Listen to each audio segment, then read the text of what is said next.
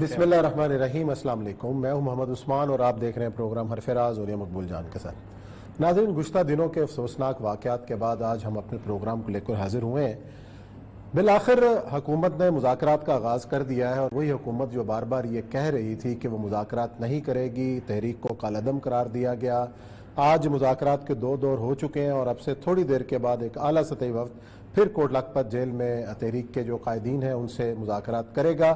کیا نتیجہ نکلے گا یہ تو وقت ہی بتائے گا، لیکن مذاکرات کے اندر اتنی دیر کیوں کی گئی؟ کل لاہور کے اندر جو کچھ بھی ہوتا رہا وہ مناظر تو آپ نے مین سٹریم پہ تو نہ دیکھ سکے، لیکن آپ سوشل میڈیا پر اس کو دیکھا۔ لیکن حکومت کا اقدام اور پھر آج وزیراعظم پاکستان جناب عمران خان صاحب کی جو تقریر ہے اس کے اوپر بھی آج بات کریں گے۔ حکومت کو یہ کام پہلے کرنا چاہیے تھا، اگر یہ پہلے مذاکرات کا عمل شروع ہو جاتا تو شاید یہاں تک حالات نہ پہنچتے۔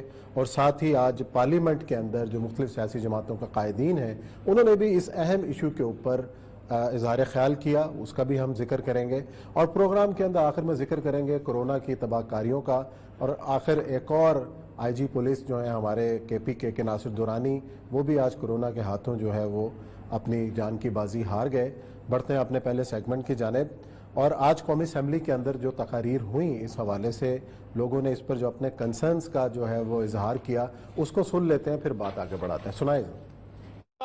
سن 47 میں جب بنا جناب اسپیکر صاحب تو کلمے پہ ہی بنا تھا، اور قائد اعظم محمد علی جناح سے پوچھا گیا تھا کہ آپ پاکستان بنانا چاہتے ہیں مسٹر جناح، یہ پاکستان کیسا پاکستان ہوگا؟ تو محمد علی جناح نے قرآن کی بات کی اور محمد الرسول اللہ صلی اللہ علیہ وآلہ وسلم کی بات کی۔ تو اسی ایوان نے جب قادیانیت کا مسئلہ آیا تو اسی ایوان نے وہ لا پاس کیا، اور ختم نبوت پہ مہر تصدیق اس ایوان نے سب کی کہ نبی پاک صلی اللہ علیہ وآلہ وسلم کے بعد کوئی نبی نہیں آئے گا، اور جو نبی پاک صلی اللہ علیہ وسلم کو آخری نبی نہیں مانتا وہ مسلمان ہو ہی نہیں سکتا۔ اور پھر جب دنیا میں جب بھی ایسا نہیں ہوگا نا، پھر میں ہاؤس کو جب ایڈجسٹ کر نبی لوں گا۔ پاک صلی اللہ علیہ وسلم کی شان میں گستاخی اگر آپ نہیں کرتے تو پھر میں ایڈجسٹ کر لوں گا، اور یہاں سے لوگوں نے آواز صدائے حق بلند کی۔ حضور نبی کریم صلی اللہ علیہ وسلم کی عشق تک اور محبت کی جب بات آتی ہے، اس میں کسی عالم دین کا یا کسی جبہ و دستار والے کا، کسی داڑھی والے اور کلین شیوٹ کا اور کسی سوٹڈ بوٹڈ مسلمان کا ان احساسات اور جذبات میں کوئی فرق نہیں ہوتا۔ آج تک میری نظر میں ایسا کوئی پیمانہ موجود نہیں جو بندے کا اپنے رب کے ساتھ اور اس کے حبیب اور رسول کے ساتھ جو تعلق ہے اس تعلق اور اس محبت کو ناپے۔ جو کچھ پچھلے دنوں ہوا اور جتنا دکھ اور افسوس آپ کو ہے، اتنا اس طرف ٹریجری بینچز پر بیٹھنے والے تمام معزز اراکین کو ہے۔ اور کوئی بھی سیاسی حکومت، جمہوری حکومت، منتخب حکومت اس طرح کی چیزوں کو افورڈ ہی نہیں کر سکتی، اور یہ جب واقع ہو جاتے ہیں تو یہ سانحات ہوتے ہیں، اور سانحات کا اس کا اللہ تبارک و تعالیٰ ہی اس سے پناہ دیتا ہے۔ ہم نے اپنے طور پر گزشتہ 4 مہینے سے اس معاملے کو پرامن طریقے سے مذاکرات کے ذریعے سے منت کے ساتھ، سماجت کے ساتھ، ڈائریکٹ اور انڈائریکٹ کوششیں ہو سکتی تھی ہم نے کر دی، تاکہ یہ معاملہ بہتری کے ساتھ سلجھ سکے۔ اور آخری جس بات پہ ہم نے اختتام کیا تھا اور ہم نے مذاکرات کا دروازہ کھلا رکھا تھا، وہ یہ تھا کہ معاملہ اور معاہدہ کے روح سے ہم اس معاملے کو پارلیمنٹ میں لانے کے پابند ہیں۔ یہاں پر اس دوران جب ہماری گفتگو یہاں تک پہنچی تھی تو 20 اپریل کی کال دی گئی، بدقسمتی سے ایک ویڈیو نشر ہوا اور اس کی تیاریاں شروع ہو گئی، جس کی وجہ سے حکومت کا یہ فرض تھا۔ حالت یہ ہے جناب اسپیکر اس وقت کہ ملک میں میڈیا کے بالکل بلیک آؤٹ، اور سارا ملک افواہوں کے جو ہے وہ زد میں ہے، کسی کو کچھ پتا نہیں کیا ہو رہا ہے۔ اس وقت حالت یہ ہے پورے ملک میں کہ حکومت کی نااہلی کی وجہ سے नाकामी की वजह से, ना तजर्बा कारी की वजह से भाई भाई के साथ लड़ रहा है और मुल्क को हम एक ऐसी सिमत लेके जा रहे हैं जो बहुत खौफनाक है। क्या इनकी अकल में ये बात नहीं आ रही? ये यहाँ अपनी सियासत जो है वो उस पर बात करने आते हैं, एक दूसरे पर जिम्मेदारी डाल रहे हैं। वजीर दाखिला कहता है कि कादरी साहब बयान देंगे। कमाल है। ये हम सब का मुल्क है और हम सब जो यहाँ बैठे हुए हैं, हम सब गुलामाने रसूल हैं, रसूल मकबूल सल्लल्लाहु अलैहि वसल्लम की अकीदतमंद बैठे हुए हैं। तो आप ये क्या कर रहे हैं? आपको मेरा ख्याल है समझ ही नहीं आ रही है कि ये कितना एहसास मामला है। इस वक्त जो कुछ मुल्क में हो रहा है, ये वजीर दाखिला के घर के सामने इस वक्त जो हो रहा है वो आप पता कराएं क्या हो रहा है। तो ये क्या होने जा रहा है इस मुल्क में? जी, और ये साहब जो आज गुफ्तगू हुई, वज़ीर-ए-आज़म साहब का खिताब भी, हम उसके नुकात भी बताएंगे, लेकिन ये जो मामला जिस तरीके से हैंडल किया गया है, और कल अदम जमात और आज कल तक ऐलानात यही थे कि कोई मुज़ाकरात नहीं करेंगे, कोई नाम भी नहीं लेंगे, मीडिया के ऊपर जो था कि नाम भी नहीं लेना, आज उसी जमात के साथ आप मुज़ाकरात कर रहे हैं। आखिर कन्फ्यूजन क्यों है? किस तरीके से मैं आपको बताऊं, मैं नहीं, रॉन्ग असेसमेंट, रॉन्ग एडमिनिस्ट्रेशन, और सबसे बड़ी बात यह है कि मुकम्मल तौर पे कैफियत का और जज्बात का इदराक ही नहीं है। आपको याद होगा कि आखिरी प्रोग्राम बैन लगने से पहले जो मैंने किया था, उसको मैंने तफसील से बताया था कि आप इस मसले के फिनोमेना, इसकी तारीख और इसकी हसासियत को समझ लें। दूसरी चीज़ मुझे ये समझ नहीं आती कि इमरान खान साहब के इर्द गिर्द कौन लोग हैं कि जो उन्हें रिपोर्ट्स बना के देते हैं, जो उनकी इंटेलिजेंस रिपोर्ट्स बनाते हैं, जो उनके एडमिनिस्ट्रेटिव रिपोर्ट बनाते हैं, कि उन्होंने तहरीक लब्बैक को एक उलमा की पार्टी बना के पेश किया सबके साथ। अल्लामा खादम हुसैन रिजवी के साथ खुद उसके अपने बरेलवी मकतबा फ़िक्र के उलमा चंद एक थे, बाकी सारी मस्जिदों में से उन्हें निकाल रहे थे। आज जिस वफ्द को भेजा उन्होंने, जिस सरबराह को, फैसलाबाद के अहमद रजा को, उसकी मस्जिद में बाकायदा लड़ाई हुई थी तब्बैक या रसूल लगाने के लिए, और ये उसको भेज रहे हैं वहां पर। ये अकल का आलम ये है, ठीक है। ये पार्टी बन के गए हुए वहां पर, वहां जाके जेल में वो कोटलक में वो मिलेंगे। क्या निकलता है ये मिला है, मुझे पता है। कैफियत ये है, वो समझते हैं कि वो समझते हैं कि एक बरेलवी मकतब फिक्र चल रहा है, और ये मकतब फिक्र की जंग ही नहीं है। पहली बात तो ये देखें। दूसरा, आपने खड़े होके एक बहुत बड़ा एक्शन ले लिया, आपने उसको दहशतगर्द तंजीम बना के पेश कर दी। उसका ना कोई मिलिटेंट आउटफिट था, उसके लोग ना कभी बंदूक उठा के बाहर निकले थे, उसके लोगों ने ना कभी किसी किस्म का अगवा बराए तावान किया था, उसके लोगों को किसी किस्म का कुछ किसी झाड़ी जो इल्जाम लगाए गए कि जी पुलिस वाले अगवा कर लिया, आज वो एक जनरल 11 अहलकार बाजियाब भी करवाए। नहीं, वो एक जनरल प्रोसेशन में हर जगह होता है। जब यूरोप में भी वो कैनन लेके आते हैं तो इसी तरह पथराव भी होते हैं, इस तरह पुलिस वाले, ये पार्ट ऑफ द गेम है। ये हर एक नॉर्मल प्रोसेस उसमें प्रोटेस्ट में होता है। वो हमारे लिए कुछ करते हैं, इसे कहते हैं आर्सनिंग, ठीक है, लूटिंग, आर्सनिंग, ये चीजें जो है रूटीन, इसको दहशतगर्दी में नहीं करते। अब आपने पहला स्टेप ये ले लिया। दूसरी बात यह है कि अब तक आपने वो एक जमाने में तौन फैल गया बहुत ज्यादा। जब तौन फैला तो उसमें दर्जी का कारोबार बढ़ गया, कफन जो थे।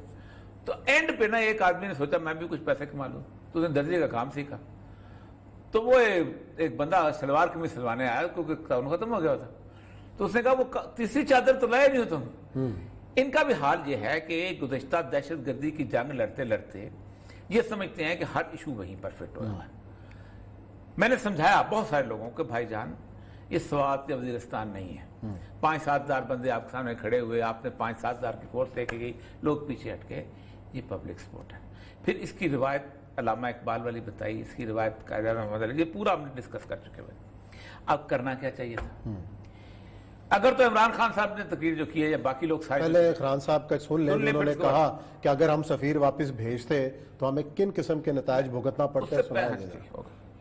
मेरा सवाल ये है कि क्या फ्रांस के एम्बेसडर को वापस भेजना फ्रांस में और उनसे सारे ताल्लुकात तोड़ देना, क्या उससे ये रुक जाएगा? क्या उससे क्या तो कोई गारंटी है कि उसके बाद उनकी शान में कोई गुस्ताखी नहीं करेगा? कोई गारंटी है? मैं मगरब को जानता हूं, मैं आपको गारंटी करता हूं कि अगर आप ये करेंगे, अगर हम ये करें पाकिस्तान, तो اس کے بعد کسی اور یورپین ملک میں یہی ہوگا، آزادی کے رائے پہ نام پہ، وہاں انہوں نے یہ ایک آزادی رائے کا ایشو بنایا ہوا ہے، اس کے نام پہ وہ کہیں گے اچھا آزادی رائے کی وجہ سے انہوں نے یہ کیا، ہم بھی یہ کر رہے ہیں، وہ بھی کوئی گستاخی کریں گے، کیا پھر اس کے ایمبیسڈر کو بھی ہم واپس بھیجیں گے؟ اور 50 مسلمان ملک ہیں، کوئی بھی اس طرح نہیں کر رہا، کوئی وہاں کہیں مظاہرے نہیں ہوئے، وہ بھی نہیں کہہ رہے کہ ایمبیسڈر کو واپس بھیجو، تو اس کا پہلے تو کوئی فرق نہیں پڑنا لگا فرانس کو۔ لیکن میں آپ کو یہ بتاؤں پاکستان کو کیا فرق پڑے گا؟ سب سے بڑا فرق یہ پڑے گا ہمارے ملک کو کہ بڑی مشکلوں سے ہماری معیشت اٹھ رہی ہے، بڑی دیر کے بعد پاکستان کے اندر انڈسٹری اوپر جا رہی ہے۔ جب ہم فرانس کے ایمبیسڈر کو واپس بھیج کے تعلقات توڑیں گے ان سے، اس کا مطلب کہ یورپین یونین سے ہم تعلقات توڑیں گے۔ اس کا مطلب کیا کہ جو ہماری آدھی ٹیکسٹائل کی ایکسپورٹس ہیں وہ یورپین یونین میں جاتی ہیں، تو اس کا مطلب آدھی ہماری ٹیکسٹائل ایکسپورٹس وہیں ختم ہو گئی۔ اس کا مطلب بے روزگاری، فیکٹریاں بند ہو جائیں گی، اور اس کے آگے کیونکہ آدھی ہماری مین ایکسپورٹ ٹیکسٹائل ہے، جب ٹیکسٹائل آدھی رہ جائے گی ایکسپورٹ، ہمارے روپے کے اوپر پریشر پڑے گا، روپیہ گرے گا، مہنگائی بڑھے گی، غربت بڑھے گی، تو نقصان ہمیں ہوگا، فرانس کو کوئی نقصان نہیں ہونے لگا۔ جی، اور یہ صاحب جن امور کی نشاندہی کی ہے وزیر اعظم صاحب نے، اگر ان کو مان لیا جائے کہ اگر ایسا ہو، کیا واقعی ایسا ہوگا؟ پہلی بات تو یہ ہے جو ایگریمنٹس ہیں وہ کسی بندے نے نہیں کہا کہ کوئی احتجاج کرنے سے یہ معاملہ رک جاتا ہے، ایون سزا دینے سے بھی معاملہ رک جاتا ہے۔ اگر سزا دینے سے معاملہ رک جاتا تو سید الانبیاء صلی اللہ علیہ وسلم نے خود 6 لوگوں کو آپ نے سزا دی، کعب بن اشرف کو سزا دی، وہ جو ابن خطل کو سزا دی، کیا رک گیا؟ رکنا مقصد نہیں ہوتا ری ایکشن، رکتا کچھ نہیں ہے۔ آپ روز انڈیا کا سفیر نکالتے ہو، آپ روز انڈیا کا سفیر بناتے ہو، کیا انڈیا سے دشمنی رک گئی؟ پھر اس سے زیادہ جاہلانہ آرگومنٹ نہیں ہو سکتا کبھی بھی زندگی کے اندر، کیا رک جائے گا؟ پہلی بات تو یہ ہے کہ ایک ٹریڈیشن چلی آ رہی ہے بلاسفیمی کی، آج نہیں، زیادہ علم حاصل کر لیا کریں۔ پہلا جو تھا جان آف دمشقی نے یہ شروع کیا تھا، ابھی رسول اللہ صلی اللہ علیہ وسلم کو اس دنیا سے گزرے 80 یا 90 سال ہوئے تھے۔ جان آف دمشقی بڑا جان دمشقی جس سے بندے نے رسول اللہ کو نعوذ باللہ اتنے غلیظ الزام لگائے تھے گفتگو کے، وہی الزام آج سائیکالوجی کی کتابوں میں چلے آ رہے ہیں، ہر کتاب میں پڑھائے جاتے ہیں کہ رسول اللہ صلی اللہ علیہ وسلم کو نعوذ باللہ جو تھی وہ ایپیلیپسی تھی اور یہ تھی وہ تھی، اب ایگزامپل کے طور پہ پڑھائی جاتے ہیں۔ اس کے بعد خلافت عثمانیہ کے زمانے میں جب ہوا تھا، احتجاج کیا تھا جب انہوں نے قرآن پاک کے وہ کی تھی اور رسول اللہ صلی اللہ علیہ وسلم کی بےعزتی کی تھی، اس کے باوجود انہیں احتجاج ہو گیا، رکے نہیں ہیں، چلے آ رہے ہیں۔ معلومات کو درست کر رہے ہیں، معلومات آپ کی اتنی ہیں کہ بے نظیر کے زمانے میں واقعہ ہوتا ہے سلمان رشدی والا، وہ نواز شریف پہ ڈال دیتے ہیں، اور بے نظیر کے بارے میں گولیاں چلی تھی، آپ کو یاد ہے؟ اس نے لا منسٹر کون تھا جو اس نے ساتھ دیا تھا، اس کا سارے بے نظیر کا اپنے لا منسٹر تھا، اس نے ساتھ دیا۔ بہرحال فرق یہ ہے، کارٹون ڈینمارک میں بھی بنے، کارٹون جو ہیں باقی اور ہالینڈ میں بھی بنے، کارٹون بہت سارے ملکوں میں چھپے، یہاں بھی چارلی ہیبڈو میں کارٹون چھپتے رہے، کسی بندے نے کوئی مطالبہ نہیں کیا کہ آپ یہ کریں کہ آپ سفیر کو واپس بھیجیں۔ فرق ایک ہے صرف، خان صاحب جو آپ کی کھوپڑی میں آنا چاہیے کہ اس دفعہ فرانس کی حکومت نے خود کیا، اس دفعہ میرا احتجاج نہیں بنتا تھا، اس دفعہ حکومت کا احتجاج بنتا تھا۔ انڈیویجول ہوتا ہے تو یہ دیکھیں، یہ میں فرینچ جو ہے نا یورپین یونین کا کانسٹیٹیوشن لے آیا، یہ جو لوگوں کو جہالت کیا میں ترس، ٹھیک ہے، یہ یورپین یونین کا جو کانسٹیٹیوشن ہے، اس یورپین یونین کے کانسٹیٹیوشن میں جو بنیادی چیز یہ ہے کہ 3-4 چیزوں میں وہ لوگ جو ہیں وہ اکٹھے ہیں معاملات کے اندر، اس کے علاوہ ان کی فارن پالیسی انڈیپینڈنٹ ہے۔ یہ جو کہا جاتا ہے یہ باقی یورپین یونین یہ کریں گے وہ کریں گے، پھر اس کے بعد ان کی جو ہے ٹریڈ بالکل علیحدہ ہے، یہ نہیں ہو سکتا کہ ایک ملک نے کہا تم ٹریڈ ختم کرو تو دوسرے بھی ختم کر دیں گے، یہ ایک ملک کہتا ہے میں انڈیا سے خریدتا، آدھے ملک ان کے جو ایران سے تجارت کرتے ہیں آدھے نہیں کرتے، ابھی بھی کرتے چلے آ رہے ہیں، نہیں کر، جرمنی جو ہے ایران کے ساتھ کلوز ایسوسیٹ میں سے ہے، لیکن فرانس نہیں تھا، جرمنی ان کا تیل خریدتا تھا، آپ کسی نے باقی نے کہا تم کیوں خریدتے ہو جبکہ ہماری ایران سے لڑائی ہے، تو یہ ایک تو فورن آفس پڑھ لیا کریں کہ فورن آفس ہوتا ہے۔ دوسری بات یہ ہے مہذب ترین ایلیمنٹ جو ہے نا طریقہ کار وہ 2 ہے صرف، महज़्ज़ब तरीन बात कर रहा हूं, इंसानियत के मुरव्वजा जदीद प्रिंसिपल। पहली बात यह होती है कि आप उसके सफीर को बुलाते हैं और उसको एक लेटर थमाते हैं और खुद से का इज़हार करते हैं कि जिस दिन ये कार्टून वहां लगे थे, इमरान खान साहब बड़ा दावा करते हैं कि सबसे ज्यादा मैं काम कर रहा हूं और मैं वेस्ट को जानता हूं, आप नहीं जानते वेस्ट को। आप पहले बुलाते, इसका आपका फॉरेन मिनिस्टर कहता है कि जनाब ये आपके हाथ में, ये हमारे जज्बात हैं। आप कॉल किया जाता है, वो वहां पर भेज देता, फिर आपका एम्बेसडर मिलता वहां पर जाके एक ऑडियंस लेता फ्रेंच प्रेसिडेंट से या प्राइम मिनिस्टर से, उसको कहता कि मेरे मुल्क के लोगों के जज्बात ये हैं, आपने गलत किया ये चीज। उसके बाद जब मामला ये मुतालबा उठ गया था कि सफीर को वापस भेजो, क्योंकि किसी ने आपसे प्राइम मिनिस्टरशिप नहीं मांगी थी। अच्छा, ये तो वो हो गया कि जो हमने नहीं किया जो करना चाहिए था। अब हमें क्या करना है, किस तरीके से आगे बढ़ना है ताकि इस मामले को हमेशा के लिए खत्म किया जाए, ये हम बताएंगे आपको नाज़रीन ब्रेक के बाद।